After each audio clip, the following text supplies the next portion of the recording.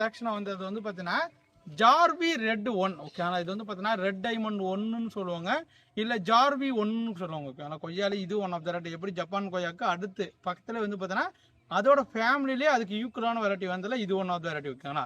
Japan கொய்யா வந்து பார்த்தீங்கன்னா ரவுண்ட் ஷேப்பில் வரும். இது ஜார்வி கொய்யா வந்து பார்த்தீங்கன்னா கொஞ்சம் ஓவல் ஷேப்பில் வரும். தைவான் பீக்கு எந்த மாதிரி மாடல் வருமோ அந்த மாதிரி வரும். இதுவும் பழம் வந்து பார்த்தீங்கன்னா சூப்பரான டேஸ்ட்டுங்க. சேம் டேஸ்ட் ஜப்பான் கொய்யா எப்படி டேஸ்ட்டோ சேம் ஈக்குவலான டேஸ்ட்டில் இதில் இருக்கும். அதில் எப்படி விதை இல்லையோ அதே மாதிரி இதில் விதை இருக்காது ஓகே. நல்லா சூப்பரான டேஸ்ட். இது எல்லாமே பெரிய பிளான்ட்ஸுங்க, ரெடி டு ஈல்டிங். பார்த்தா ஒரு சில பிளான்ட்ல வந்து பார்த்தீங்கன்னா பிஞ்சுகள் இருக்குது பாருங்க. 1 2 3 4 பிஞ்சு வர 5 பிஞ்சுகள் ரெடி டு ஈல்டிங். ஏன்னா பார்த்தீங்கன்னா சொல்கிறது வந்து பார்த்தீங்கன்னா இப்போ காட்டுற வீடியோ இருக்கிறது எல்லாமே நீங்கள் வச்சு உடனே உங்களுக்கு காய்கள் வரணும் அப்படின்னு ஆசைப்படுற செடிகள் எல்லாமே இங்கே பாருங்க. இதுலேயும் காய் பூக்கள் இதெல்லாம் தம்பி எல்லா செடியும் பூ காய் இருக்குமான்னு கேட்டிங்கன்னா பாருங்க இந்த செடி பெருசாக இருக்குது. இது மட்டும் வந்து காய் இல்லை. ஏன் இது காய் இல்லைன்னு கேட்டிங்கன்னா இந்த மாதிரி நுனியை வந்து கட் பண்ணி விடணுங்க. நிறைய பேர் நமக்கு செடி வாங்கிட்டு வச்சுட்டு கம்முன்னு விட்டுறீங்க. இந்த மாதிரி நுனியை இந்த மாதிரி மேலே போகிற நுனி எல்லாமே கட் பண்ணி விடணும். அப்போ தான் வந்து பார்த்தீங்கன்னா உங்களுக்கு பிரான்ச்சஸ் வருங்க ஓகே. ஏன் இது காட்டுறேன்னா இந்த மாதிரி நுனியெல்லாம் கட் பண்ணி விட்டிங்கன்னா தான் இந்த ஹைட்டுக்குள்ளே நீங்கள் புதர் ஷேப் மாதிரி ரவுண்ட் ஷேப்பில் வளர்த்துக்கணும் ஓகே. நல்லா ட்ரிம் பண்ணி வந்து பார்த்தீங்கன்னா ஒரு பால் ஷேப்பில் வளர்த்துக்கிட்டிங்கன்னா உங்களுக்கு ஈல்டிங் ஜாஸ்தியாக கிடைக்கும்.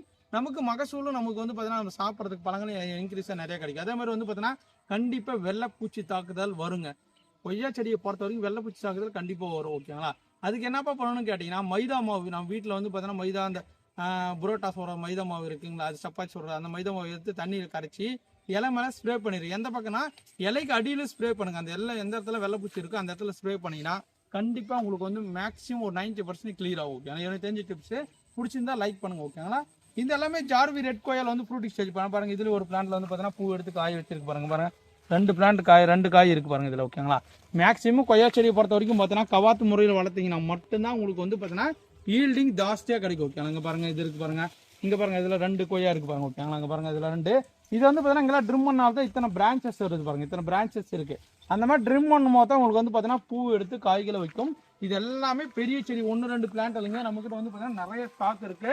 நீங்கள் நேரடியாக வந்து வாங்கிக்கலாம், இல்லை ஆன்லைன் மூலமா வாங்கணும்னு நினச்சிங்கன்னா டிஸ்பிளே தெரிய வாட்ஸ்அப் நம்பருக்கு ஹாய்னு மெசேஜ் போட்டு கேட்டலாக் செக் பண்ணி புக் பண்ணிக்கோங்க.